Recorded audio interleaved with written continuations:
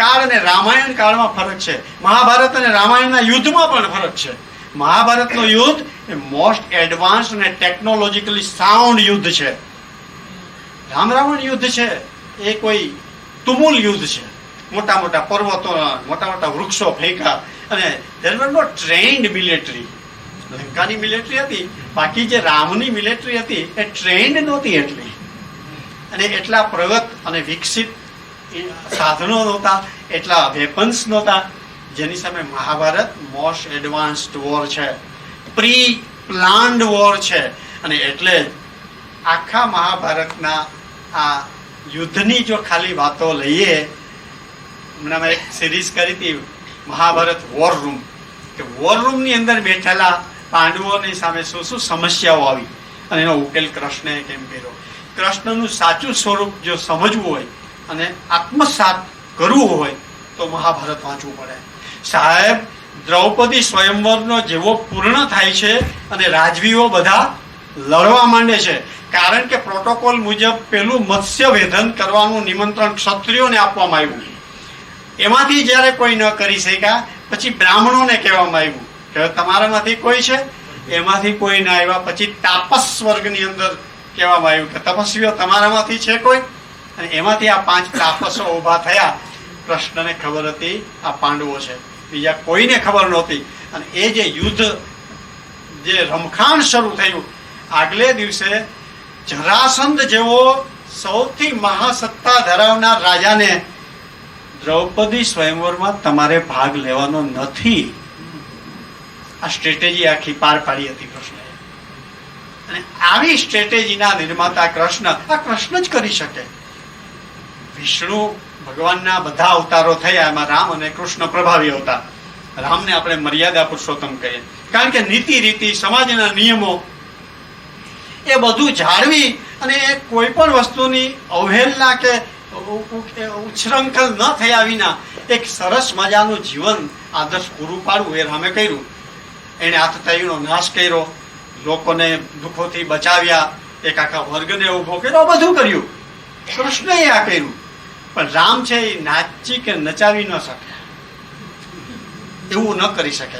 રામને માટે એવું ન વિચારી શકીએ કે ઘડીકમાં આમ બોલે ને પછી ફરી જાય. રામ માટે એવું વિચારી પણ ન શકાય. રામ માટે કોઈ દિવસ એવું ન કરી કે રામ કુટિલતા ન કરી શકે, કરાવી પણ ન શકે. અને આ બધું કૃષ્ણ કરાવી શકે છે, અને કર્યું. આટલું એડવાન્સ અવતાર, પૂર્ણ પુરુષોત્તમ, એને આપણે કેવું સાવ એના માટેનું માન્યતાઓની અંદર એને પૂરી દીધો. પાંડવોએ જ્યારે ઝૂકટું રમતા હતા એ વખતે કૃષ્ણ હજાર હતા નહીં, અને બીજું કૃષ્ણને એમણે પૂછ્યું પણ નહોતું. અને કૃષ્ણ એ વખતે બીજી પણ હતા, સાલ્વ રાજા સાથે લડાઈમાં હતા, કારણ કે દ્વારકા ઉપર હુમલો કર્યો. અને એની પાસે એક જ એરફોર્સ દ્વારકા પાસે નહોતું, અને સાલ્વ છે એ વિમાન લઈને લડવા આવ્યો હતો, અને એની ટેકનોલોજી માત્ર કૃષ્ણને જ ખબર હતી. એટલે કૃષ્ણએ તે બીજી થવું પડ્યું. આ કૃષ્ણ જ્યારે ખબર પડે છે કે બધું હારી ગયા, આપણો ભાઈ નાનો હોય, ધંધો એને રાજકોટમાં સેટ કરવા માટે 5-7 લાખ રૂપિયા આપીએ, દુકાન લઈ દઈએ, ધંધો સેટ કરીએ, એજન્સી ફિક્સ કરીએ, આ બધું કરીને એનું લગ્ન કરી દઈએ, અને પછી પાછા આપણે ઘરે જતા રહીએ. અને વરદી પછી ખબર પડે કે બધું વેચી નાખ્યું, તમારા ભાઈ બધું વાપરી બેઠો. કેવો કાળ ચડે માણસને. કૃષ્ણના મોઢા પર એક પહેલી જે એન્ટ્રી થાય છે, એટલે પાંડવો તો વિલે મોઢે બેઠેલા છે, કુંતાની આંખોમાં આંસુ છે. ત્યારે કૃષ્ણ કે છે નો પ્રોબ્લેમ, હવે શું કરવું એનો આખો પર્ટ ચાર્ટ કૃષ્ણ તૈયાર કરી દે છે. 13 વર્ષમાં તમારે શું શું કરવાનું છે. સાહેબ, કૃષ્ણની જે ભૂમિકા મહાભારતમાં છે એ સમજીએ ને તો આજનું કોઈ પણ કોર્પોરેટ સક્સેસ જોતી હશે ને તો એમાંથી મળશે. એ તાકાત કૃષ્ણમાં છે. કૃષ્ણએ ઝૂકતું રમવાની વાતને એક કીધું તમારે ઝૂકતું ન રમવું જોઈએ, આ રેમાજી ખોટું છે, અને આપણે જન્માષ્ટમી દિવસે ઝૂકતા રમાય છે, જુગાર રમાય બને. કૃષ્ણ સહન કરી શકે, રામ હોત તો ન કરત સહન. ચાલે, કૃષ્ણ ચાલે. આ કૃષ્ણની ભૂમિકામાં કૃષ્ણએ અવતારી કાર્ય કરવા માટે બહુ મોટી ચેલેન્જ એની હતી. સામાજિક, આર્થિક, સાંસ્કૃતિક તો ખરી જ, પણ બહુ મોટી ચેલેન્જ ભૌગોલિક પણ હતી. કારણ કે એ કાળ એવો હતો 5000 વર્ષ પહેલાનો કે ત્યારે પ્લેટ છે એ જમીનની અંદર ધરતીકંપમાં એક ખસે છે અને એને કારણે જે વહેણ સિંધુ અને સરસ્વતીનું હતું એમાં સતલજ છે પશ્ચિમ તરફ જતી રહી અને યમુના છે પૂર્વમાં ધડી પડે, સરસ્વતીનું વહેણ જતું રહ્યું. હવે આખી આપણી વૈદિક સંસ્કૃતિ સરસ્વતીને કિનારે પાંગરી છે. એ જ નષ્ટ થઈ. એ તો નષ્ટ થઈ જ, પરંતુ એને કિનારે વસેલા લાખો કરોડો લોકો માઇગ્રેશનનો પ્રશ્ન આવે છે. આ એક આર્કિયોલોજીકલ સ્ટડી છે. મોહેંજો-દરો અને હડપ્પન સંસ્કૃતિમાં આ બધું આવ્યું. હવે આ પ્રજાને જ્યારે ગેંગેટિક પ્લેનની અંદર નિવાસ કરવાનો આવે છે, એની સોઇલ ટાઈપ જુદી છે. વેલ્યુઅલ સોઇલ નથી, આ એ રેતાળ સોઇલ નથી. હવે એના જે લાકડાના હળથી ખેતી થતી હતી ત્યાં હવે લોઢાની કોષ નાખવી પડે એમ છે. અને એટલે બલરામે કહ્યું મુસળ હાથમાં લીધું છે. આ કઈ હથિયાર નથી મુસળ ઈ બલરામનું. કારણ કે કૃષિ સંસ્કૃતિ અને પશુપાલનની સંસ્કૃતિને બેનો સમન્વય સાધીને એક આખી આર્થિક સંરચના કરવાની હતી આ કાળમાં, અને લોકોને થાળે પાડવાના હતા. એને માટે જંગલો બાળવા પડે તો બાળવા પડે એમ હતા. બાળવા પડ્યા, ખાંડવવન દહન કરવું પડ્યું. ક્યાં કરવું, શું કરવું, કાંઈ રસ્તો કાઢવાનો. આ કૃષ્ણને એક પર્યાવરણનો પણ પ્રશ્ન હતો. આ બધા જુદા જુદા પ્રશ્ન, આ તો પ્રશ્ન હતા. નો પ્રોબ્લેમ. જન્મ જેલમાં લેવો પડશે, નો પ્રોબ્લેમ. જન્મના વેત તને મારી નાખવામાં આવશે, નો પ્રોબ્લેમ. બહાર નીકળાતા યમુનામાં પૂર છે, અંધારી રાત છે, ધોધમાર વરસાદ છે, આખું પ્રકૃતિ વિરુદ્ધ છે, નો પ્રોબ્લેમ.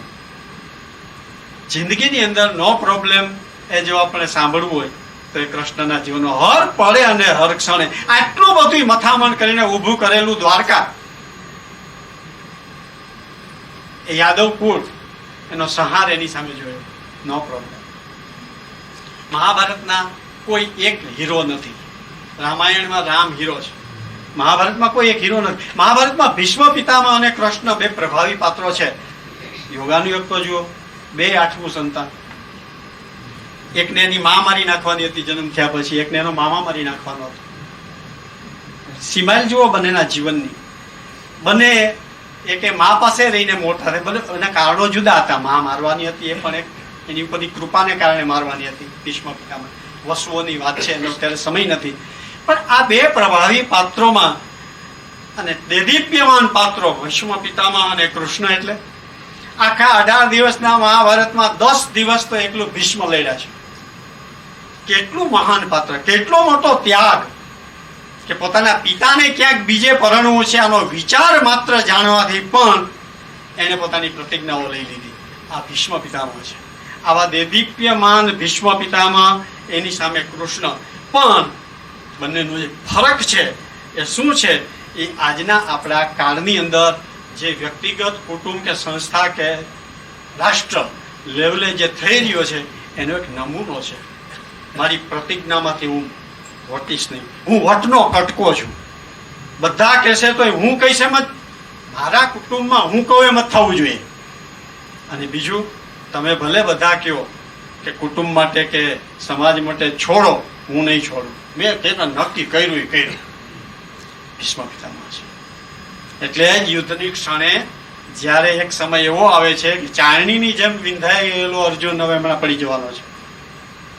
હું શસ્ત્ર હાથમાં લઈશ નહીં, આવો એક પ્રતિજ્ઞા લેનાર કૃષ્ણ અને વિષ્ણુનો અવતાર પોતાની પ્રતિજ્ઞાને ભાંગી અને શસ્ત્ર હાથમાં લે. અને ત્યારે ભીષ્મ પિતામહ પોતાનું બાણ આમ રાખીને, સાહેબ કૃષ્ણ અને ભીષ્મ પિતામહ સામે આવે છે, આંખો ને આંખો સે બાત કરી. સંવાદો ન યોજાયા. ભીષ્મ પિતામહ મંદ મંદ હસતા કે છે, જોયું ને ભગવાન, એક પ્રતિજ્ઞા પાડી ન શક્યા. મારું તો જિંદગી આખી પ્રતિજ્ઞા ઉપર ગઈ છે. ભીષ્મ પિતામહ કૃષ્ણ એની સામે મંદ હાસ્ય કરીને એક જવાબ આપે છે. ભીષ્મ, એ ભીષ્મ જ સમજી શકે, સંવાદો નહોતા. ભીષ્મ, આ તમારી પ્રતિજ્ઞાનું જ પરિણામ છે. એકાદ જો તમે પ્રતિજ્ઞા જાતિ કરી હોત તો આ દિવસ જોવાનો ના આવત. બીજું, પ્રતિજ્ઞા એ તમને એ વ્યક્તિવાદી પ્રતિજ્ઞા છે. હું પ્રતિજ્ઞા પાલક છું, આ મારો વ્યક્તિગત ગુણ છે. આ વ્યક્તિનું મૂલ્ય વધારે કે સમષ્ટિનું મૂલ્ય વધારે? હું સમષ્ટિના સારા માટે મારા વ્યક્તિગત મૂલ્યોને ઝાંખવારો આપું છું અને એને નષ્ટ કરું. કૃષ્ણને ઇમેજની પડી નથી. કૃષ્ણ કોઈ દિવસ કોઈ વિચારધારાઓમાં, કોઈ ઉપાસના પદ્ધતિમાં કે કોઈ મૂલ્યોની અંદર બંધાયેલો રહ્યો નથી. જે આવે, જે પરિસ્થિતિ છે, નાવ એન્ડ હિયરની અંદર એ સોલ્યુશન આપે છે. અને એટલે જ કૃષ્ણ એક વિશિષ્ટ છે. રાજસુ યજ્ઞ વખતે આ કૃષ્ણએ જ્યારે મથુરાથી બહાર જવાનું નક્કી કર્યું ત્યારે નારદને પૂછે છે. ખરેખર કૃષ્ણ દ્વારકા આવવાના નહોતા, એમને તો વિંધ્યાચલ તરફ જવાનું હતું, પ્લાનિંગ થઈ ગયું હતું. પછી નારદને પૂછે છે. હવે નારદને પૂછે એટલે આપણને એમ થાય કે એ ઝઘડા કરાવવા વાળો પેલો નારાયણ નારાયણ. સાહેબ, નારદનો ઓથેન્ટિક બાયોડેટા વાંચવો હોય ને તો એ સભા પર્વની અંદર 5મા અધ્યાયની અંદર છે. નારદ કોણ હતા એની 30 ક્વોલિટીઝ એ સભા પર્વની અંદર છે, વાંચવા જેવા છે. આ નારદ હતા. નારદ યુદ્ધ અને સંગીતમાં નિષ્ણાત હતા. નારદ દૂરનું જોઈ શકતા હતા, ગમે ત્યાં વિચરી શકતા હતા. બધા જ શાસ્ત્રોનું ગહન જ્ઞાન નારદે. આ તો 4-5 બોલ્યો, 30 ક્વોલિટી હતી. આવા નારદે કીધું કે તમે દ્વારકા જાઓ. અને કૃષ્ણ દ્વારકા જાય છે, આખું દ્વારકા ઊભું કરે છે. આ બધી વાતો છે. પણ રાજસુ યજ્ઞ વખતે એક સંસ્કૃતિનું નિર્માણ કરવાની જે પ્રક્રિયા છે એ કેવી રીતે થાય છે એ વાંચવા માટે, એ જાણવા માટે આપણે રાજસુ યજ્ઞનું વર્ણન સાંભળવું જોઈએ. ત્યાં શિશુપાળનો વધ થયો, આ બધી વાતોની ખબર છે. પાંડવો 14 વર્ષ માટે વનવાસ જાય છે. પણ રાજસુ યજ્ઞમાં ખાલી એક નાનકડો પ્રસંગ કહી દો અને એ ગરિમા કેટલી છે. માણસે અને પ્રજાએ અને રાજાએ કેમ વર્તવું જોઈએ એની ઘણી વાતો મહાભારતમાં છે. કોઈ પણ યુદ્ધ શરૂ થાય પછી નેગોશિએશન તરત જ શરૂ થાય છે. હાવર્ડ યુનિવર્સિટી આના માટે પ્રખ્યાત છે. હમાસ અને ઇઝરાયલનો 7મી ઓક્ટોબરે યુદ્ધ શરૂ થયું. સાહેબ, 9મી ઓક્ટોબરે તો એકબીજા સાથેની નેગોશિએશનની શરૂઆત કરવામાં આવી હતી. અને કોઈ પણ યુદ્ધમાં હોય છે તો એ નેગોશિએશન કેવી રીતે કરવું જોઈએ, રાજ્યશાસ્ત્ર કેવું છે એની વાત મહાભારતમાં છે. નારદ જે યુધિષ્ઠિરને કહે છે, સ્વાગત કરે છે, અને ત્યારે યુધિષ્ઠિર પૂછે છે, પૂજા કરે છે, અને નારદ મુનિને કહે છે કંઈક મને કહો. નારદ ઉપદેશ આપતા નથી. નારદ એ 5મા અધ્યાયની અંદર એને 64 પ્રશ્ન પૂછે છે. 64 એક પણ ઉપદેશ નથી. પણ આપણે ત્યાં જે સંવાદની જે વિશિષ્ટ પદ્ધતિ છે કે પ્રશ્નોથી સમજાવે છે. અને નારદ એ યુધિષ્ઠિરને જુદા જુદા જે પ્રશ્નો પૂછે છે એ પ્રશ્નોની એકાદ વાત જ હું કરી દઉં. નારદ કહે છે તારે ત્યાં જે કામ કરે છે એ બધા નોકરોને તું વેતન ચૂકવે છે એ સમયસર ચૂકવે છે? ત્યાંથી માંડીને એ સાહેબ 64 પ્રશ્નોમાં એમ કહે છે કે રાજાઓની પાસે જે 6 ગુણ હોવા જોઈએ તારી પાસે છે? રાજાઓના જે 14 અધિકારીઓ છે એ અધિકારીઓ ઉપર તારા ગુપ્તચરો ધ્યાન આપે છે? અને એ કયા અધિકારીઓ છે એનું ખાલી લિસ્ટ બોલું કારણ કે સમય નથી. પણ આજે જે તમે કેબિનેટની અંદર જેટલા ખાતાઓ છે એ મહાભારત કાળમાં હતા. એ ટ્રાન્સપોર્ટ, દુર્ગ અધિકારી, અંતઃપુર, પર્સનલ, આ બધા ખાતા હતા સાહેબ, ડિફેન્સથી માંડીને બધા.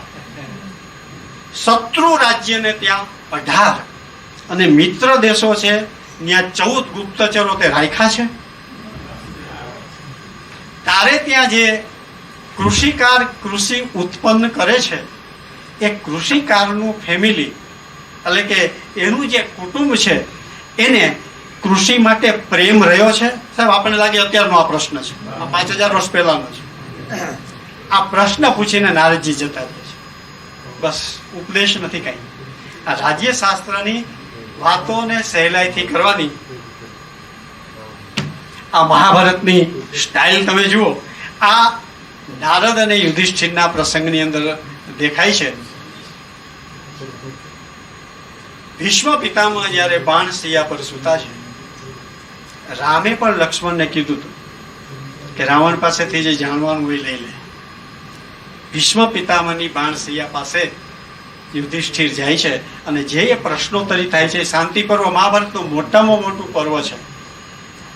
અને પછી અનુશાસન પર્વમાં પણ આ જે વાતો છે ને સાહેબ, એ જેમ્સ છે અને માનવ સમાજને અને ભારત જેવા રાષ્ટ્રને ઉન્નતિના શિખરો પર લઈ જાય એટલી સરસ રીતે રજૂઆત કરવામાં આવી છે. તમને આ માત્ર એક ક્લુ જ આપું છું અને એ તમે એ લેશો, વાંચશો, તેમાંથી મળશે. સમયની સંકળામણ છે, પણ જ્યાં સુધી કૃષ્ણને મહાભારતનો એનો રોલ શું છે એ ન સમજીએ ત્યાં સુધી કૃષ્ણને આપણે જે પૂજીએ છીએ એ અધૂરા પૂજીએ છીએ.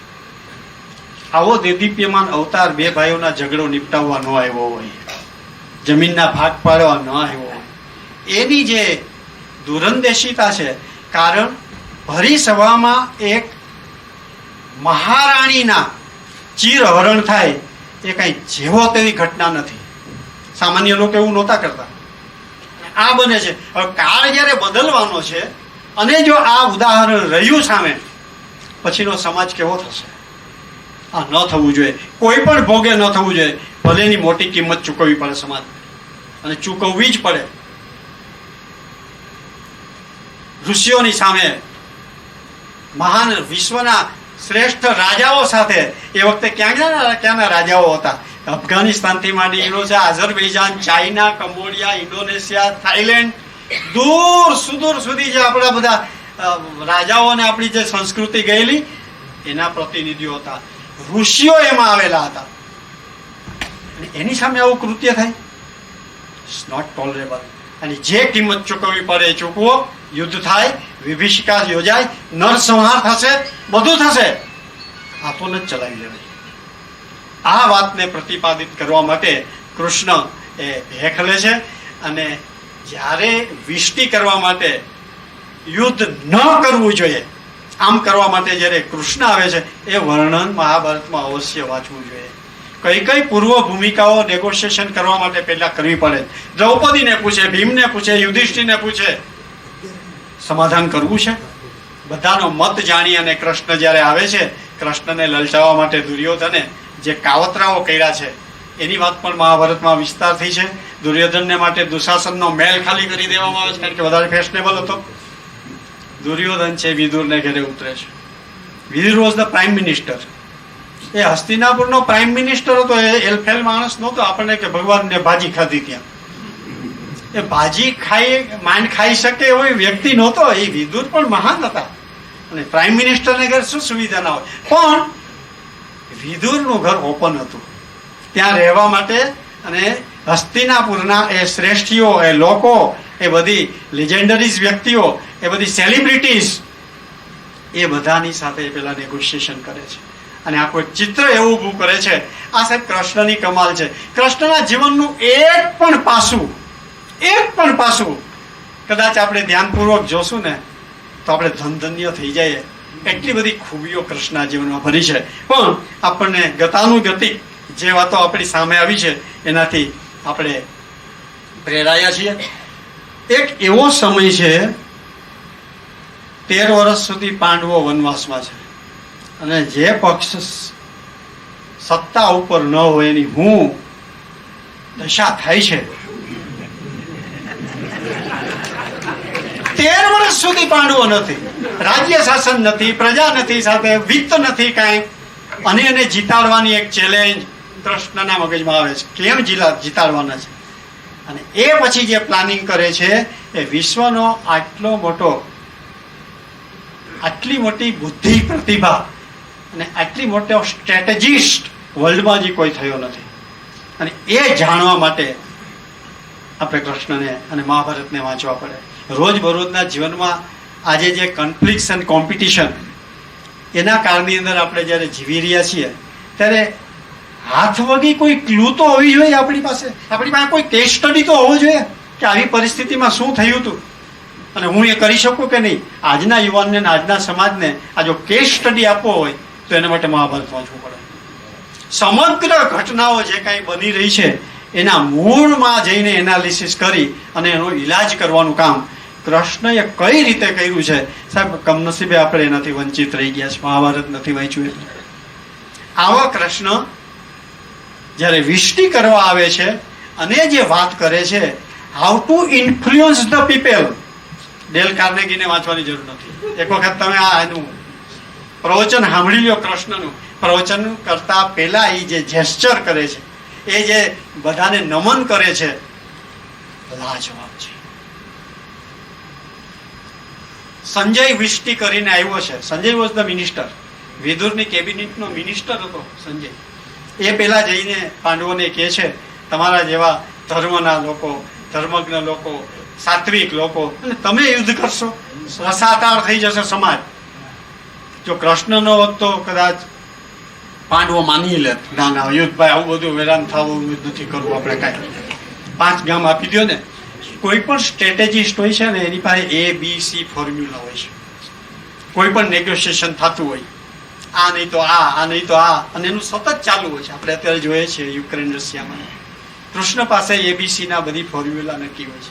એટલે કૃષ્ણ જઈને ભરી સભાની અંદર નમન કરે છે, ધૃતરાષ્ટ્રને પગે લાગે છે હાથે, અને પછી કહે છે, મારે કંઈ કહેવાનું નથી, તમે બધા જાણો છો પાંડવો છે એ જંગલ વનની અંદર જન્મ્યા, અહીંયા આવ્યા, એની કેવી અવહેલના થઈ, ભીમને ઝેર દીધું, લાક્ષા ગૃહમાં બાળી દીધા, મારે કંઈ કહેવાનું નથી. વિચાર તો કરો, જેનો બાપ નથી અને માં છે એ દર ભટકતી હોય, ઈ માં જયારે અહીંયા આવી હોય ત્યારે એને એક તમે ઉમળકા ફેર આવકારો ન આપી એવું, આ નથી આપ્યા. આમ કરી અને જે વાતો કરે છે, હસ્તિનાપુરને આખું બ્રેઇન વોશ કરી નાખે અને દુર્યોધનને આરોપીના કઠેડામાં મૂકી દે છે. ત્યારે શકુની ઈશારો કરે છે અને બંધ કરો. અને ત્યાં સુધી કૃષ્ણ બોલી ઉઠે છે કે જો ધર્મનું શાસન અને સમાજ વ્યવસ્થા જાળવવી હોય તો અત્યારે દુર્યોધનને બંદીવાન બનાવો. સાહેબ બધા ઉદ્યુક્ત થઈ ગયા. કર્ણ, શકુની, દુશાસન ને દુર્યોધન બહાર જઈ અને કે છે તો આપણને પકડવાની વાત કરે છે. કારણ કે ષડયંત્ર એવું હતું કે કૃષ્ણને પકડવાનું હતું. કૃષ્ણ આવ્યાને આગલે દિવસે દુર્યોધન પ્રપોઝલ કરે છે કે એનું આવું ભવ્ય સ્વાગત ન કરવાનું હોય. 2 જણા ના પાડે છે. ધૃતરાષ્ટ્રને કહે છે, એક વિદુર અને દુર્યોધન, બંનેની ભૂમિકા જુદી છે. વિદુર કહે છે કે કૃષ્ણનું આવું ભવ્ય સ્વાગત ન કરાય. શું કામ? કારણ કે કૃષ્ણને તમે લલચાવી નહીં શકો. કૃષ્ણ જે ધાર્યું છે એ જ કરવાનું છે. અને આવી મોટી વિભૂતિને કદાચ તમે, એની માટે બધું ક્ષુલ્લક છે. અને દુર્યોધન એટલે ના પાડે છે કે આપણો છે જ નહીં, પાંડવનું હિત કરવા વાળો છે, આટલો મોટો ખર્ચો શું કામ કરવો? સાહેબ એ ભવ્ય સ્વાગતનું વર્ણન વાંચે ને ત્યારે આપણને થાય કે એનો રોડ શો કેટલો ભવ્ય હતો.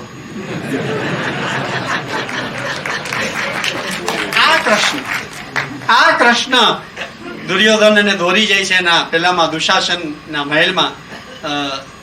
કૃષ્ણ સાહેબ આપણે ન ધારીને માની શકીએ ને એટલો દુરંદેશી હતા. એને આ બધાની સાયકોલોજીની ખબર હતી, એટલે લશ્કર લઈને ગયા હતા, સાત્યકીને લઈને ગયા હતા. સાત્યકી પાસે એક વિદ્યા હતી, દૂર કોઈ બેઠેલો માણસ હોઠ ફફડે તો પણ એ જાણી જાય શું બોલે છે.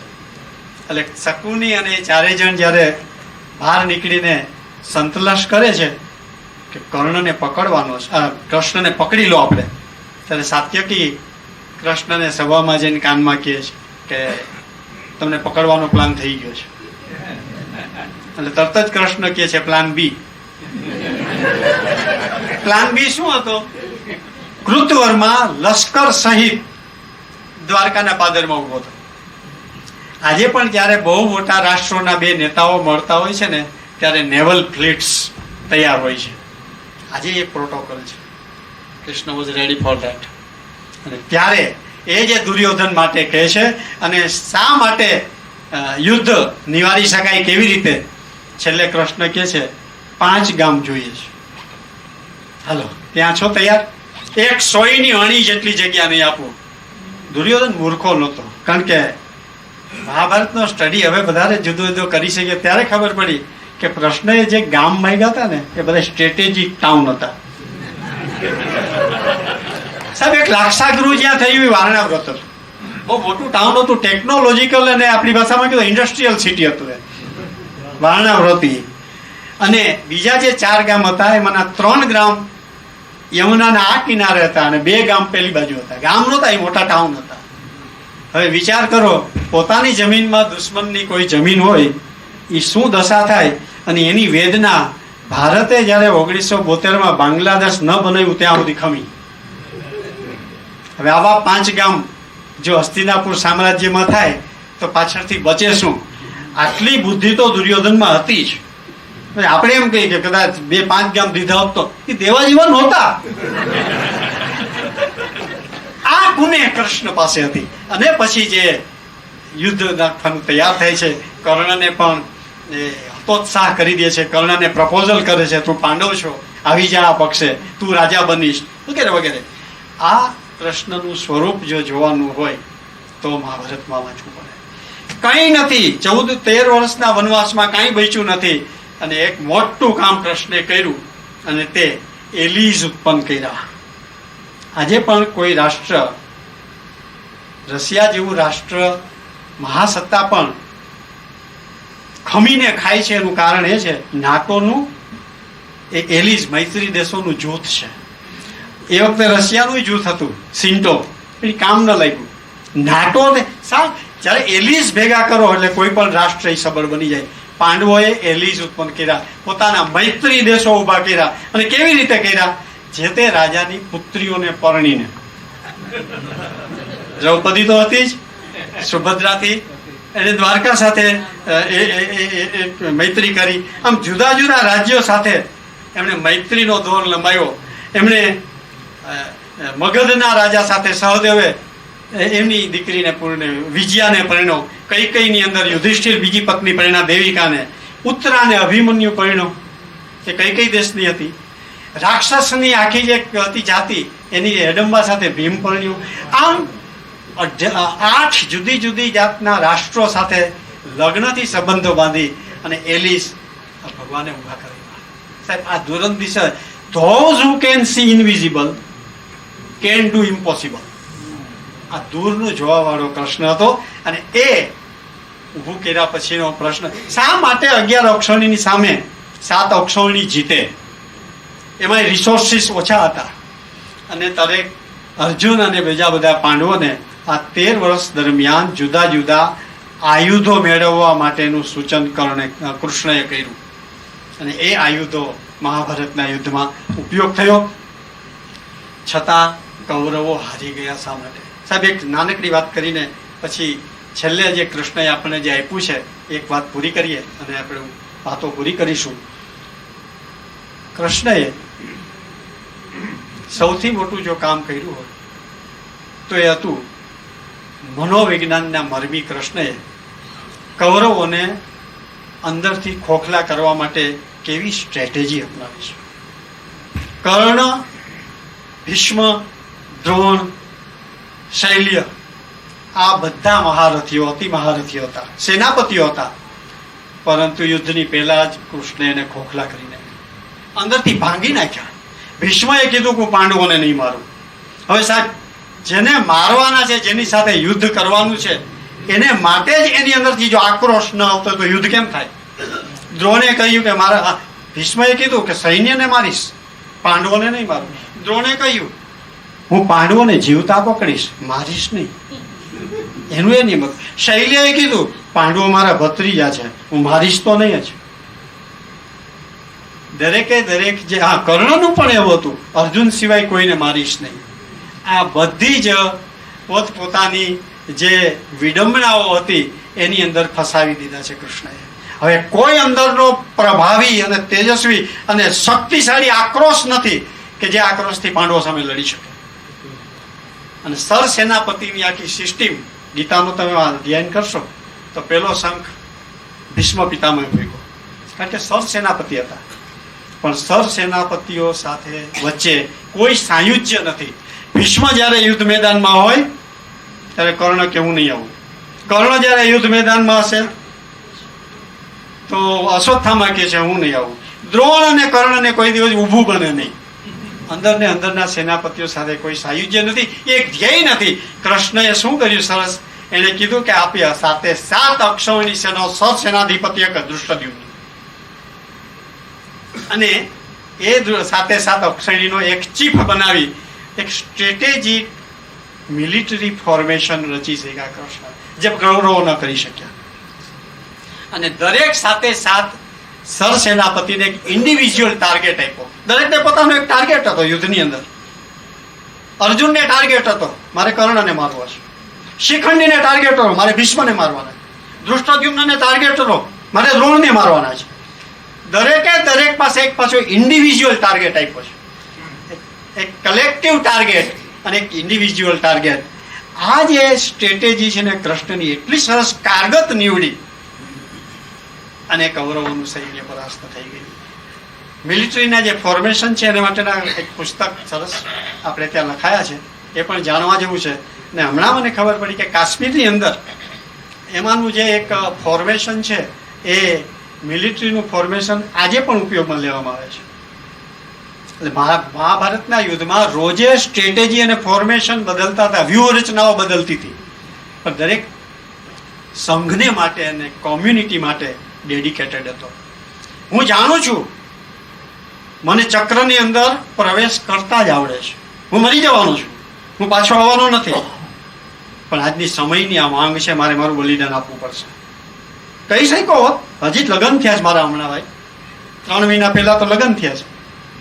મારે મારી જિંદગી હોય ને, અને બીજું મારા કરતા કેટલાય મહારથીઓ છો તમે, યુદ્ધના અનુભવીઓ છો. હું જઈશ. આ અભિમન્યુની સામે એક ડેડિકેશન હતું. ઘટોત્કચ જેવો માણસ પડે છે તો એમ કહેવાય છે કે અડધી અક્ષરની સેનાને લઈને ગયો પોતાનું વિશ્વરૂપ કરીને. એ પડે છે એની અંદર કેટલા દટાઈ જાય છે, આવું મહાભારતમાં વર્ણન છે. ડેડિકેશન છે. આ ડેડિકેશન, આ પ્રતિબદ્ધતા કૃષ્ણએ જે નિરૂપિત કરી છે, એ મહાભારત જ્યારે આપણે જીવનમાંથી અને સમાજમાંથી ગયું, આ ગુણો પણ ગયા. કાર્મિક, કંગાલિયત અને વૈચારિક ગુલામીના શિકાર બનવા માટે તેજસ્વીતા હણાવી જરૂરી છે, જે હણાઈ. આવો મહાભારત ગ્રંથ. શું નથી આપ્યું સાહેબ મહાભારત? આ જે ઘટનાઓ બને છે એની પાછળ જે મહાભારતના કુરુક્ષેત્રમાં જે યુદ્ધ લડાતું હતું, અત્યારે અંદર આપણી એ જ યુદ્ધ લડે છે ને એ જ પાત્રો લડે છે. હું અત્યારે આપણી બોડીની ડિફેન્સ સિસ્ટમ કે રોગ પ્રતિકાર ક્ષમતાની વાત નથી કરતો, એ તો છે જ, પણ આ બધા જ મહાભારતના પાત્રો આપણામાં જીવે છે. અને કૌરવો જીવે છે, પાંડવો જીવે છે. પણ આપણી જીવનશૈલી, આપણી વિચારશૈલી, આપણી સંસ્કાર, આપણું શિક્ષણ, રોજબરોજના અને ક્ષણે ક્ષણે જે આપણે યુદ્ધ કરીએ છીએ ને, એમાં કૌરવો પ્રભાવિત થતા જાય છે, બળવત્તર થતા જાય છે. મને જ્યારે મારો વટ રાખવાનો જ વિચાર આવે, 5 માણસમાં હું કહું એમ થવું જોઈએ, આ અંદરનો ભીષ્મ જીવે છે. હું જાઉં એટલે મારી નોંધ લેવાવી જોઈએ, અને ન નોંધ લેવાય તો કાંઈ હું એવું બોલું કે બધાને એમ લાગે હવે ભાઈ આવ્યા છે. મારી કોઈ હાંસી કરે એ મને પસંદ નથી, જાહેરમાં મને કોઈ સલાહ આપે એ પસંદ નથી. હું કહું એમ થવું જોઈએ. દુર્યોધન જીવે છે. મારા અંગત કહી શકાય એવા કુટુંબમાં, ઇવન ત્યાં સુધી મારી પત્ની, અમારા વૈવાહિક દાંપત્ય જીવનની અંદર જ્યારે પણ કુટિલતા વાપરી અને જીવન જીવતો હોઉં છું અને પાસાઓ ફેંકતો હોઉં છું, હું ભાગીદાર તરીકે હોઈશ, સંસ્થાના વડા તરીકે હોઈશ કે એક કૌટુંબિક સદસ્ય તરીકે હોઈશ, એની અંદર જ્યારે હું દાવ રમું છું ત્યારે એ શકુની નાચે છે. જ્યારે મને એમ લાગે છે કે મારી કોકે દયા ખાવી જોઈએ, મારી અવહેલના થઈ રહી છે, મને નાનપણથી અન્યાય થયો, મારા ભાઈઓએ કોઈથી મારી કદર કરી નથી, મારી સંસ્થામાં મેં આટલા વર્ષો આપ્યા, કોઈને કાંઈ પડી નથી, ધિક્કાર છે આ બધાને, મને કોઈ સમજી શક્યું નથી. કર્ણ છે, ભલે પાંડવ છે, પણ એ કૌરવ બનીને રહ્યો છે. આ બધા પાત્રો સાહેબ અત્યારે જીવે છે. અત્યારે સમય નથી એક એક પાત્રને સમજવાનો. એ દ્રોણ છે, દ્રવે છે. દ્રોણ એટલે દ્રવ, જેલી ટાઈપ વિચાર છે, હેબિટ્સ છે. એ દ્રોણનું પ્રતીક છે, જે આપણને પાંડવોને મોટા કર્યા છે. આપણે જે કાંઈ છે એ આપણી ટેવોને કારણે મોટા થયા છે, એટમિક હેબિટ્સ. પણ આ હેબિટ પણ આફ્ટર ઓલ મનને જળ બનાવે છે. તો એને અતિક્રમીને સંવેદનશીલ કેમ કરવું? આનો કિમિયો ક્યાં? આની સ્ટ્રેટેજી ક્યાં? આની ટેક્ટિક્સ ક્યાં? સમગ્ર મહાભારતમાં જે બન્યું છે એ રોજ આપણા અંદર બની રહ્યું છે. રોજ આપણી 5 ઇન્દ્રિયો જે બિટ્સ ઓફ ઇન્ફોર્મેશન લે છે, આંખ અને કાનનું આપણે વધારે ખબર પડે છે, કારણ કે ત્યાંથી આપણે પરસીવ કરીએ છીએ, એ આપણું સમગ્ર બોડી બ્રેન સિસ્ટમને હલાવે છે. અને એની અંદર જ્યારે રોંગ ઇન્ફોર્મેશન, ખોટી માહિતી ખોટા સ્વરૂપે ભ્રમિત થઈને આવે છે, માનવ મનની અને માનવ બ્રેઇનની કોમ્પ્યુટર કરતાં એક જુદી ખાસિયત એ છે કે કોમ્પ્યુટરની એક સિન્ટેક્સ એરર પણ એલાવ કરતું નથી. જ્યારે આમાં તો એક જ એરર બાકી રહી ગઈ હોય તરત જ એક્ઝિક્યુટ થઈ જાય છે. આપણી ડેટા ફાઇલ જે હર હંમેશા આપણે બીજા સામે આપીએ છીએ, હું પ્રતિકાર આપું છું કે પ્રતિભાવ આપું છું, એ પસંદગી છે. એ પસંદગીનું જે સ્વાતંત્ર્ય મને મળ્યું છે એનો ઉપયોગ નથી કરતો. હવે ડેટા શીટ છે ને એ મારી એક્ઝિક્યુટેબલ ફાઇલ થઈ જાય છે. ઠીક છે, પ્રવીણભાઈ મળ્યા હતા, ચાનું ન પૂછ્યું મને, મેં કેટલું એનું રાખ્યું હતું જુનાગઢમાં. બીજા પણ આપણને ડેટા ફાઇલ એન્ટર કરે છે કેટલી બધી જુદી જુદી જગ્યાએ. એટલે વ્યક્તિ માટે, સમાજ માટે, સંસ્કૃતિ માટે, શાસન માટે થોક બંધ ફાઇલોનો ખજાનો રોજ ભેગો કરીએ છીએ અને એ એક્ઝિક્યુટ થાય છે. અને આવી કેટલી બધી એક્ઝિક્યુટેબલ ફાઇલ પછી ઓએસમાં નિરૂપાઈ જાય છે. અશક્ય છે પછી ફેરફાર કરવાનો. ઓપરેટિંગ સિસ્ટમ જ કરપ્ટ થઈ જાય છે. જિંદગીની અંદર હેપીનેસ, જિંદગીની અંદર શાંતિ, ધન્યતા, આનો અહેસાસ થતો નથી. પછી આપણે ઉત્તેજનામાં આવી જાય. ઘડીક આ વસ્તુમાંથી મેળવીએ, ઘડીક આ વસ્તુ. બાળક નથી, આ રમકડું પછી બીજું રમકડું, આ કાર લીધી પછી બીજી કાર લેવા માંડું, આ એક મકાન કર્યું પછી બીજું એક મકાન કરવું, અહીંયા ધંધો કર્યો, દુબઈમાં જઈને કરું. ઉત્તેજના, મને સતત નવું જોઈએ છે. સુખ તો સંવેદનામાં મળે છે, સંવેદનાનો ટાઈમ નથી. કેમ ઉભો કરવો? સમગ્ર મહાભારતના સેન્ટરમાં એક સોફ્ટવેર કૃષ્ણએ મૂકી દીધો અને એ 700 શ્લોકમાં કોડેડ છે. શ્રીમદ ભગવદ્ ગીતા. કોઈ પણ વ્યક્તિગત, કૌટુંબિક, સંસ્થાકીય, રાષ્ટ્રીય કે કોર્પોરેટ કે કોઈ પણ સફળતા મેળવવા માટે ક્યાં પ્રોબ્લેમ છે એનું નિરીક્ષણ અને એનો શું ઉપાય છે, સાહેબ એટલી સરળ રજૂઆત કરી દીધી છે. એનું એટલું સરસ નિરૂપણ કૃષ્ણએ કર્યું છે. ખાલી એની પાસે બેસીએ ને વાંચીએ ને, કોઈના પ્રકાશની જરૂર નથી, અંદરથી પ્રકાશ આવશે. કૃષ્ણ અંદરનો પ્રકાશ છે. 4 જણની જ વાત છે ભગવદ્ ગીતામાં. ધૃતરાષ્ટ્ર, સંજય, અર્જુન અને કૃષ્ણ, ચારેય આપણામાં છે. હું ધૃતરાષ્ટ્ર, મોટા ભાગે આપણી ભૂમિકા ધૃતરાષ્ટ્ર, આપણા મનમાં ધૃતરાષ્ટ્રની ભૂમિકા દેખાતું જ નથી. બીજા બધાને દેખાય છે, મને નથી દેખાતું. મારી આંખો જોઈ શકતી નથી. એ જોઈ શકતો નહોતો, કંઈ કરી શકતો નહોતો, ખબર હતી બધી. એટલે જ કૃષ્ણને ભરી સભામાં કહે છે કે તમારી વાત બધી સાચી. રાતના 12 વાગે વિદુરને બોલાવ્યા. સંજય જયારે આવ્યો ત્યારે ધૃતરાષ્ટ્રએ કે મને ઊંઘ નથી આવતી. ત્યારે વિદુર એને કહે છે, જેણે બીજાનું ધન હરી લીધું હોય, જેને કામના સંતોષ થઈ ન હોય, જેને પોતાના ભવિષ્યની ચિંતા હોય અને જેને ન કરવા જેવું કામ કર્યું હોય, આ 4 જણને ઊંઘ ન આવે. એને કીધું નહીં તમને હું પ્રોબ્લેમ છે. સાહેબ આખી રાત જે ધૃતરાષ્ટ્ર અને વિદુરનો સંવાદ થયો ને, ધૃતરાષ્ટ્રને શાંતિ નથી થતી. તું મને કઈ આત્મજ્ઞાનની વાત કર કે ન આપણને આવેશ આવી જાય. તો હવે તો આ વખતે ગીતા ઉપર તૂટી પડવું છે. સનત સુજાતીને બોલાવે છે વિદુર બ્રહ્માંડમાંથી કે આ ધૃતરાષ્ટ્રને કંઈક કયો. સાહેબ રાતના પહેલી પરોઢીએ ધૃતરાષ્ટ્ર આત્મા અનાત્માની ચર્ચા સનત સુજાતી જેવો વિશ્વનો ટોચનો ઋષિ આવીને કહે છે. સવારે પાછો હતો ને, સવારે વહેલું 5 વાગ્યામાં હાલવા જવું છે, કાંઈક મનસુબા કરે છે, નથી ઉઠાતું. એક નાનકડું મન, એને કેમ કાબુમાં લેવું એની કિમીઓ અને એની કી એ ગીતામાં કઈ. આપણે ધૃતરાષ્ટ્રની ભૂમિકામાં હોઈએ, ખબર જ નથી હું જિંદગીમાં હું કરું છું, ગુસ્સો થઈ જાય છે, ખબર જ નથી, આવું બોલ્યો છું, ભાન જ નથી, વિચાર જ નથી આવતો. પણ થોડોક વિકાસ થાય પછી એમ થાય આજે મેં સવારે આ બોલ્યો પત્નીને, એ બરોબર તો ન થયું, ન બોલ્યો તો હાલ. હજી એક્સેપ્ટન્સ નથી, પત્નીની માફી માંગવાનું તેવડ નથી, પણ થોડોક પ્રકાશ થયો, થઈ ગયું એ બરોબર નથી થયું. આ સંજય છે, એ ભૂતકાળની વાત કરે છે. સામે આવે છે અને પ્રતિભાવ આપી દેવાનો છે નાવ એન્ડ હિયરમાં, કે જે એકમાત્ર કોઈ પણ સોલ્યુશનનો ઈલાજ, એ સોલ્યુશન અને ઈલાજ છે. એ ભૂમિકાને લઈ જવા માટે ભગવાને અર્જુનને ગીતા કહી છે. એ અર્જુન છે. ભગવાન કહે કે જો અર્જુને જયારે બે મધ્ય લડવા આવે છે ત્યારે કહે છે ને, સેનિયોર રૂપિયોર મધ્ય, પેલા મને જોઈ લેવા દો કોની યારે લડવાનું છે. કોઈ પણ કંપનીએ બિઝનેસ શરૂ કરવો હોય તો આ જોવું પડે, પહેલા ડેટા એની પાસે બધા હોવો જોઈએ. મારે ક્યાં ક્યાં શોર્ટ એનાલિસિસ કરવું પડે. અર્જુન શોર્ટ એનાલિસિસ કરે અને પછી પાણીમાં બેસી જાય. અર્જુન એક આપણો પ્રતિનિધિ છે. ધૃતરાષ્ટ્રથી સંજય અને સંજયથી અર્જુન થવું હોય તો ગીતા વાંચવી પડે. સામે જે દેખાય છે એને મારે હિયર એન્ડ નાવમાં ઓછો કે છે એમ પ્રતિભાવ આપવાનો છે. અને તો પછીની ભૂમિકા એટલે કૃષ્ણની ભૂમિકા, એવી ભૂમિકા જે ઇવેન્ટ્સનું સર્જન કરે છે. પ્રતિભાવ કે પ્રતિક્રિયા નથી ત્યાં, સર્જન પોતે કરી શકે છે. આ 4 ભૂમિકાનો પ્રવાસ કરવા માટેની એક મેન્યુઅલ અને ગાઈડ એ શ્રીમદ ભગવદ્ ગીતા મહાભારતનો પાઠ છે.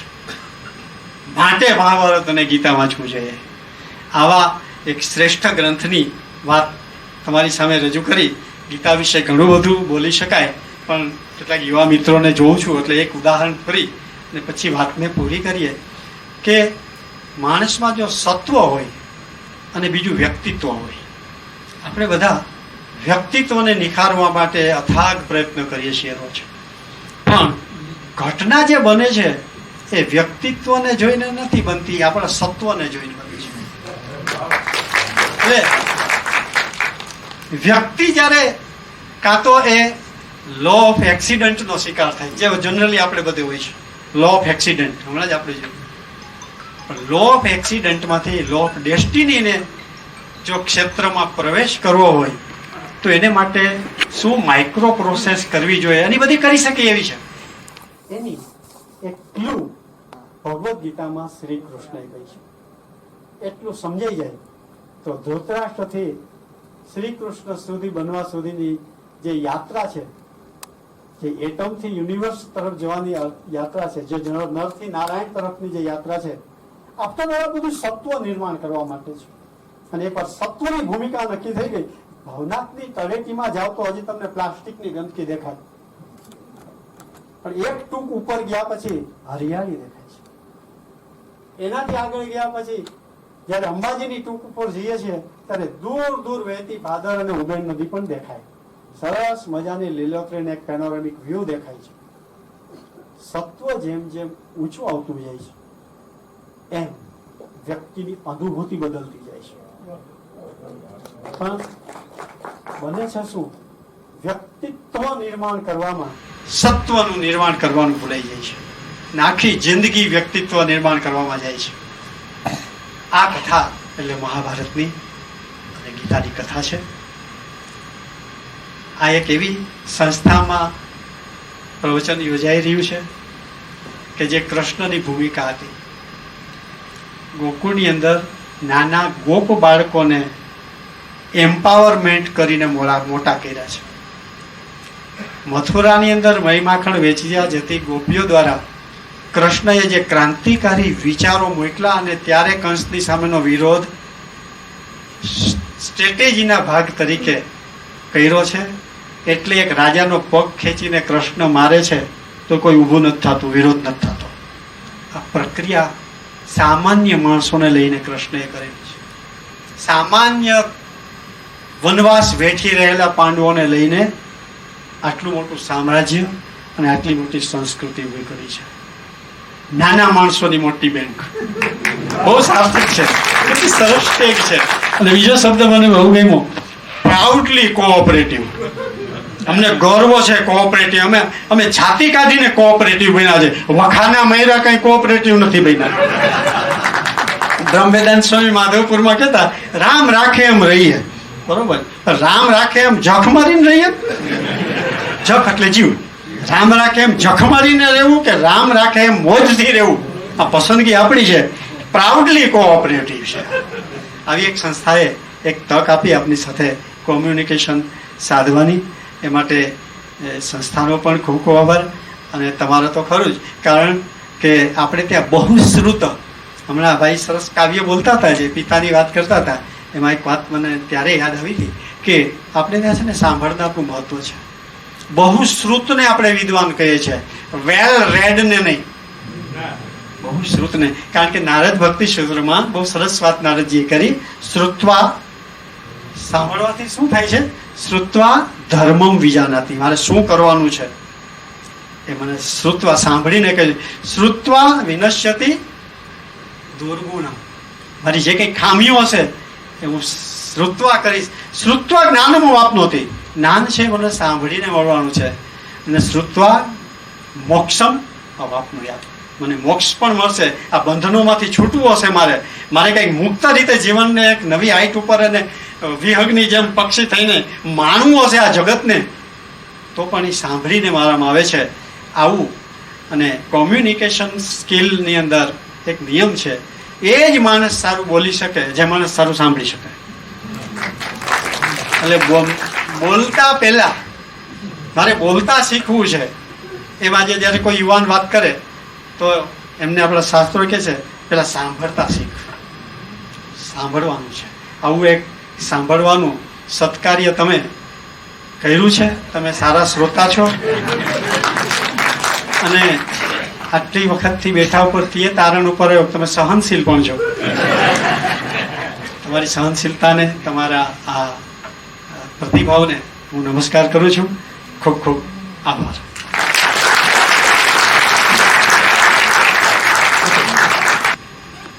આવા વિદ્વાન અને સમર્થ વક્તાને સાંભળ્યા પછી એમની સાથે પ્રશ્નોત્તર કરવાનો ચોક્કસ મજા પડશે.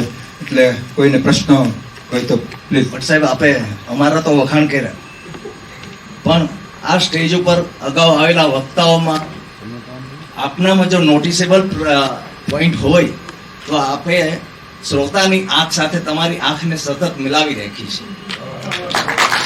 એક પણ વખત તમે નીચે નથી જોઈ, કોઈ પોઈન્ટની યાદની જરૂરિયાત નથી. તો તમારો આટલો બધો ઊંડો અભ્યાસ છે મહાભારત ઉપર, તો મને એમ છે તમારા મગજમાંથી કદાચ 5% જ હજી પીરસું છે. તો હું સંસ્થાને કહું છું કે ફરીથી એકાદ એવું પણ લેક્ચર રાખે કે તમે તમારી રીતે મુક્ત રીતે કંઈક કહી શકો. કૃષ્ણએ ગયા પછી ઘણા લોકોને સુદર્શન આપ્યું છે કે જે સારું જુએ છે. કારણ કે તમે શરૂઆત કરી કે આંધળાના આંધળા, તો આ તો એક જુદી વાત હતી. એ વાત તો હજુ સુધી જે આપણે પહોંચી જ નથી કે ખરેખર કયા કોન્ટેક્સ્ટમાં બોલાયેલું છે. કારણ કે બધા જે તમે જે કહેતા હતા એવું જ સાંભળેલું છે. તો હવે આવું બધું ઊંડાણમાં તમે અભ્યાસ કર્યો છે, તો ફરીથી તમને સાંભળવા એ હું માનું છું કે આપણા સૌનો એક ડિમાન્ડ છે.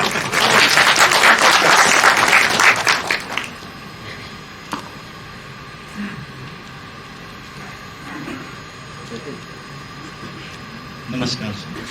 રામાયણ કાળથી માંડીને મહાભારત કાળ સુધીમાં વનવાસનો સમયગાળો 13 વર્ષ 14 વર્ષ છે, એટલે એની પાછળનું કઈ ગણિત ખરું છે? મહાભારત થી રામાયણ ગાળામાં એકમાં 13 છે, એકમાં 14 છે. વનવાસનો સમયગાળો એવું મને બહુ ખ્યાલ તો નથી જ, પણ વનવાસમાં બંનેના વનવાસમાં ફરક છે. જે બોડી બ્રેન સિસ્ટમ 5000 વર્ષ પહેલા, એમની વચ્ચે 5000 વર્ષનો ગાળો, એ ઘણી બદલી ગયેલી છે. ઇન્ડિયન મહાભારતની અંદર પણ રામાયણ છે, રામાખ્યાન નામનો આખો. કારણ કે જયદ્રથ જ્યારે દ્રૌપદીનું હરણ કરી જાય છે અને પાછી આવી ત્યારે યુધિષ્ઠિર ખૂબ રડે છે. મારી પત્નીને આવું વસ્ત્રહરણ થયું, એ તો થયું, અમે વનમાં આવી ગયા તો એણે જ આ દુઃખ ભોગવવાનું. અને જે વિલાપ કરે છે ત્યારે ઋષિ એને કહે છે એવું નથી તારે જ બન્યું છે, એમ કહીને રામાયણ કહે છે. હનુમાન પણ ભીમને એનો ઉન્માદ અને અહંકાર ઘટાડવા રસ્તામાં સૂઈ ગયા એની કથા છે. ત્યારે એ કહે છે કે આ રામ કોણ હતા. હનુમાને થોડીક ઇન બ્રીફ રામાયણનો વૃત્તાંત કહે છે, પણ વનવાસના 14 વર્ષ અને આ 13 વર્ષની અંદર કોઈ સાયુજ્ય કે કોઈ તફાવત હોય એવું મારા ધ્યાનમાં નથી.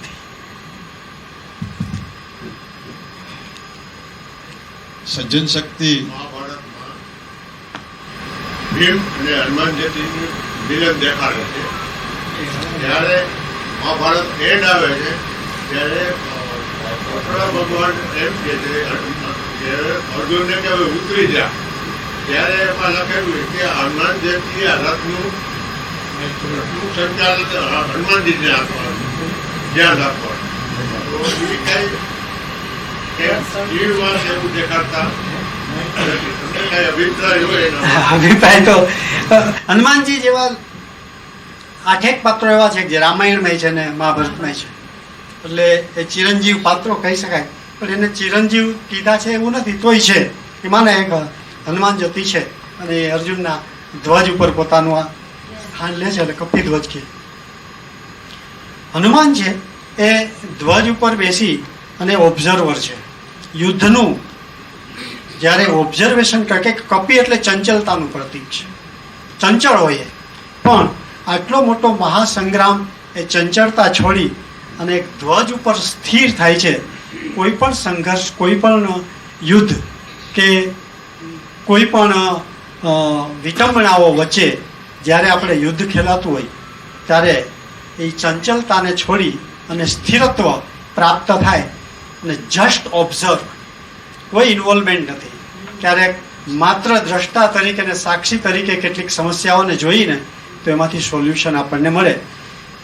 જ્યારે કૃષ્ણએ અર્જુનને નીચે ઉતરવાનું કહ્યું ત્યારે હનુમાન ત્યાં નહોતા, એ પેલા વિદાય લીધી. એટલે એ વખતે તો અર્જુન અને કૃષ્ણ જ હતા. અને આટલો મોટું ભાર, આટલી મોટી શક્તિઓ જ્યાં નિક્ષેપિત થઈ હતી એ રથને ભગવાને સાચવી રાખી હતી. હવે જો ભગવાન પેલા ઉતરી જાય તો એ બધી શક્તિથી રથ બળે. એટલે એને અર્જુનને કીધું કે તું નીચે ઉતરી જા. એટલે જ્યાં સુધી ઈશ તત્વ આપણી સાથે છે ત્યાં સુધી વી આર પ્રોટેક્ટેડ. અને આ વાત એમાંથી નિષ્પન્ન થાય છે. સત્વ જેમ જેમ સમાજમાં વધતું જાય છે અથવા સૃષ્ટિમાં વધતું જાય છે, તો એ વાત આપણે અત્યારે સાંભળી કે ભગવાન કૃષ્ણએ સત્વને વધારવા માટે અને સાત્વિકતાને વધારવા માટે પ્રયાસ થયો. વર્તમાન સમયમાં પણ આપણે ઘણી બધી જગ્યાએ જોઈશ કે અંદરથી સજ્જન શક્તિ જે સમાજમાં અનુભવી સજ્જન શક્તિ બેઠેલી છે એ એમને સારું પણ કરવું છે, પણ સુસુપ્ત અવસ્થામાં રહે છે અથવા તો કંઈ પ્રગટ રૂપે કરતા નથી અથવા તો કરવાની હિંમત દાખવી શકતા નથી. એમને કંઈ ડર લાગે છે અંદર. આવું અત્યારે વારંવાર આપણે સોશિયલ મીડિયામાં જે ગ્રુપ્સ હોય છે એમાં પણ આ અનુભૂતિ કાયમ થાય છે. ઘણા લોકોને સારું કરવું છે, સારું બોલવું છે અથવા વિચારો પણ એની પાસે છે, પણ એ પ્રગટ કરતા અચકાય છે કે મને વળી કોઈ કહેશે તો આવું તું કેમ બોલે છે. તો આમાં સજ્જન શક્તિનો શું સારો રોલ હોઈ શકે જેથી સાત્વિકતા ઓર વધે. આપણા ગ્રુપમાં પણ બધા સોશિયલ મીડિયા સાથે જ બધા લોકો જોડાયેલા છે. સંઘે શક્તિ કલયુગે છે, ગેડીઓને રમતા રમતા બનાવેલું ગ્રુપ કાલી નાગને નાથે છે. વાસ્તવમાં કૃષ્ણ પહેલા એ સમર્થ જ હતા એક ભગવત તત્વ તરીકે, એકલાય કરી શકતા હતા. પણ બધાને સાથે લઈને પેલા સંઘ નિર્માણ કરવો, સંઘથી સત્વ બળવત્તર બને છે. સંઘે શક્તિ કલયુગે એટલે લાઇક માઇન્ડેડ લોકો જ્યારે મળે છે ને ત્યારે કોઈ સર્જન થાય છે ને પાછું સર્જન ટકે છે. એ આજની આપણે આ બેઠક ઉપરથી નિષ્પન્ન થાય છે. લાઇક માઇન્ડેડ લોકો નજીક આવ્યા છે અને એ કોઈ પણ વિચારોને પુષ્ટ કરે છે અને એ વિચારોનું વર્ધન કરે છે. સાથે રહેવું પડે, સાથે ચાલવું પડે. સંગચ્છધ્વમ સંવદધ્વમ, let us go together, let us grow together. આ બંને સાથે કરતા જઈશું તો સત્વનું મલ્ટિપ્લિકેશન થાય છે. એ કૃષ્ણએ કહ્યું છે, થશે. નમસ્તે. મહાભારતનો કાર્યકાળ કયો ગણાય? મહાભારતનો કાર્યકાળ રામાયણ પછી 5000 વર્ષ, ઈસવીસન પૂર્વે 3000, એટલે આજની દ્રષ્ટિએ 5000, ઈસવીસન પૂર્વે 3000. હવે કેલ્ક્યુલેશનમાં ઘણા મત મતાંતર છે, પણ 3151 વર્ષ આ મહાભારતનું યુદ્ધ જે દિવસે થયું એમ ગણિતજ્ઞો અને જાણકારો કહે છે. પણ હજી કોઈ ફાઇનલ કન્ક્લુઝન નથી, પણ આજથી 5000 વર્ષ પહેલા એ નક્કી છે. ને હું આપને પૂછું છું, આપણો એનો કાર્યકાળ એટલે સમયને અનુરૂપ નથી કહેતો, પણ ડ્યુરેશન ઓફ વોર 18 દિવસ આપણે કહીએ છીએ. તમારો પ્રશ્ન હું સમજી શકું છું, કારણ કે ઘણા લોકો એમ કહે છે કે બલરામ યુદ્ધની શરૂઆત થાય તો એ તીર્થયાત્રા કરવા જાય છે અને હમણાં એ તીર્થયાત્રાના બધા પોઈન્ટ્સ અત્યારે ઉપલબ્ધ છે. મોટાભાગના એ જ નામો છે મહાભારત કાળના, પાકિસ્તાનમાં છે, કેટલાક ઇન્ડિયામાં. હવે આટલા દિવસ પછી ભીષ્મ પિતામહ 54 દિવસ પછી 42 દિવસ પછી આવ્યા એમ કહીએ છીએ આપણે. તો યુદ્ધ તો 18 દિવસે ખેલાણું. અને દુર્યોધનને જ્યારે ગદા યુદ્ધ ચાલે છે ત્યારે આવ્યા બલરામજી. તો આ જે તીર્થયાત્રાનો સમય જો 42 દિવસ હોય તો યુદ્ધનો દિવસ 18 દિવસ કેમ થયો? આ ટેકનિકલ પોઈન્ટ છે, સાચી વાત છે. પહેલાથી શરૂ આપણે 4 યુગ છે. જી જી. ત્રેતા, દ્વાપર અને સતયુગ. તો એમાં કયો યુગ ગણાય? અચ્છા, એ કલિયુગની શરૂઆત, દ્વાપર પૂરો થયો અને કલિયુગની શરૂઆત થઈ એ કહે છે. તો આપણે સતયુગમાં બધા એમ કહે છે કે ક્યારેય પણ યુદ્ધ થતું નથી, અને કલિયુગ ને સતયુગનો જો બંનેનો સાથે જ હોય તો મેળ કેવી રીતે કરવો? આ યુગો છે ને એ એવર પ્રવર્તિકમ ચક્રમ, કૃષ્ણે કીધું આ ચક્રો ચાલુ જ છે, યુગોના નિર્માણના ચક્ર ચાલુ છે. યુગ એટલે પ્રભાવી સત્વ.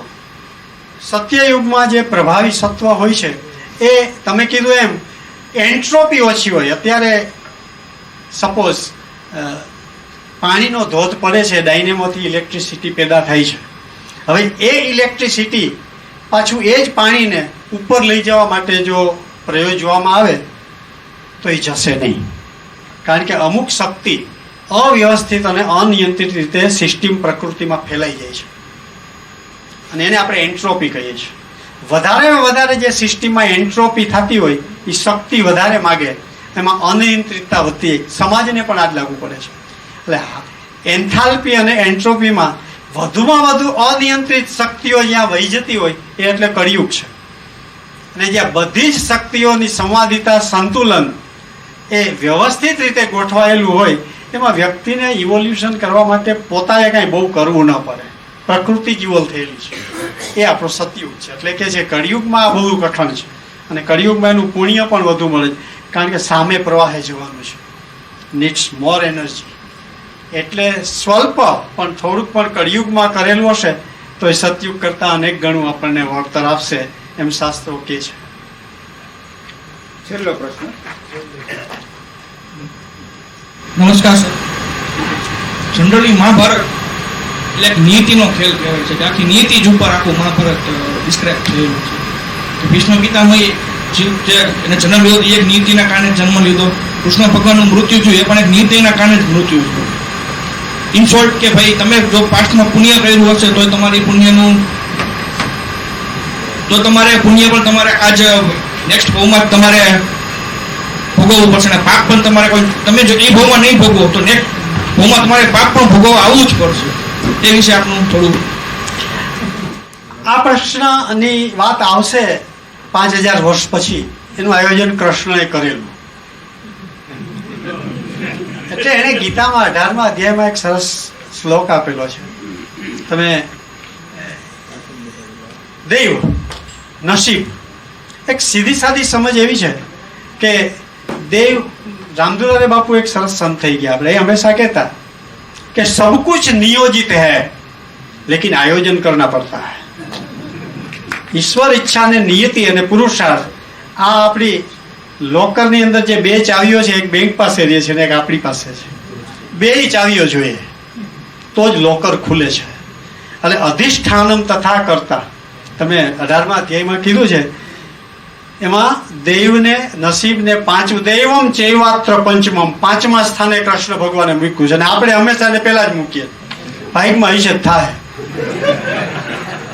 કૃષ્ણ એને પાંચમા સ્થાન અધિષ્ઠાનમ તથા કરતા કરણમ ચ પૃથગ્વિદમ વિધાશ્ચ પૃથક ચેષ્ટા દૈવમ ચૈવાત્ર પંચમમ. આ નિયતિ તો પાંચમા સ્થાને છે. પણ છે કેટલા બધા એવા ઐતિહાસિક ઘટનાઓ જોઈએ છે કે એ નિયતિએ કરી છે. શિવાજી મહારાજ ફળોના પેલામાંથી ટોપલીઓમાંથી છટકી શક્યા. હવે આગળની 25 કરંડિયા પણ સિક્યુરિટીએ ચેક કરેલા હતા, પાછળના કરંડિયાઓએ કરેલા હતા. આટલા કરંડિયા કેમ બચી ગયા? અને એમાં જ શિવાજી હતા. કોઈ લોજિક કામ નથી કરતું, કોઈ અવ્યવસ્થા નહોતી, કોઈ ચૂક નહોતી. દૈવમ ચૈવાત્ર પંચમમ. રશિયાની પાસે આવી ગયેલો નેપોલિયન ખૂબ જ પ્લાનિંગ કર્યું હતું ક્યારે બરફ વર્ષા થાય છે. બાહોશ નેપોલિયન કે જેને કોઈ રીતે ઓળખી ન શકાય, મહાન યોદ્ધા નેપોલિયન ધી ગ્રેટ, માર ખાઈ ગયો, બરફ વર્ષા વેલી થઈ. જે વખતે પાણીપતના યુદ્ધમાં મરાઠાઓ લડી રહ્યા હતા એને કુમક પહોંચાડવા માટે યમુનાને પાર કરવાની હતી. 13 વર્ષથી યમુનાના પાણીના જળસ્તરનો અભ્યાસ કરીને સદાશિવ રાવે નક્કી કર્યું હતું ક્યારે જવું. એ જ વર્ષે 1.5 મહિનો પાણી વહેલું આવી ગયું, પૂર આવી ગયું. દૈવમ ચૈવાત્ર પંચમમ, ભાગ્ય ઉપર. પણ એ પાંચમા સ્થાને છે. બધા આપણા પ્રયત્નો, અધિષ્ઠાન એટલે હેતુ, વિઝન તથા કરતા આપણી પોતાની સ્કિલ, કર્ણમ, સાધનો અને મેથોડોલોજી, આ ચારેય પરફેક્ટ હોય સફળતા મળે ને મળે, અને ના મળે તો દૈવ ચૈવાત્ર પંચમ.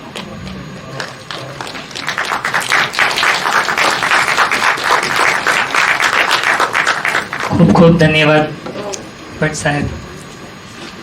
ભારદેવજીએ થોડા સમય પહેલા જ મહાભારત ઉપર સપ્તાહ કરેલી હતી અને એના ઉપરથી આ પુસ્તકનું એમને આહવાન જે થયું હતું એ એટલે આ અમૃત મહાભારત, જેનું ખૂબ સુંદર રસપાન આપણને સૌને કરાવ્યું.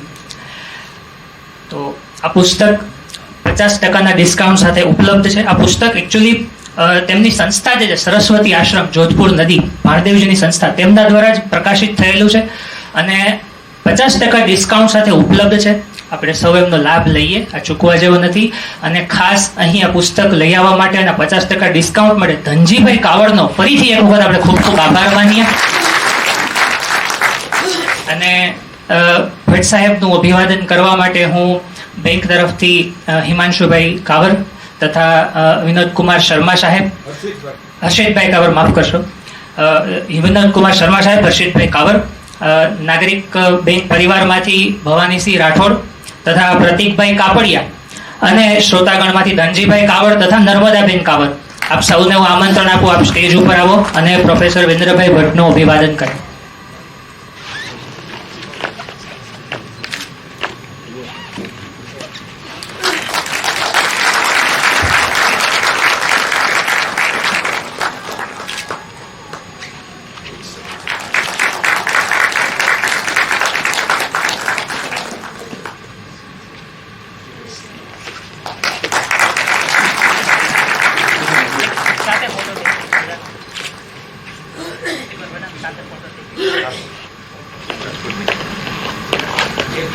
વિરેન્દ્રભાઈના ધર્મપત્ની છે એને ફોટોગ્રાફ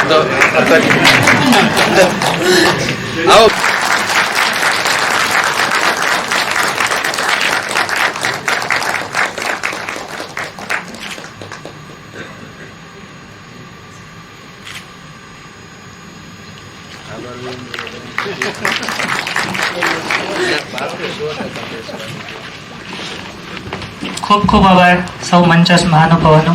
ફરી મળીશું આવતા અંકે 20મી જુલાઈ 2024 નવા પુસ્તક નવા મણકા સાથે. અલ્પાહાર લઈ પછી છૂટા પડશું. અસ્તુ. આભાર. શુભરાત્રી.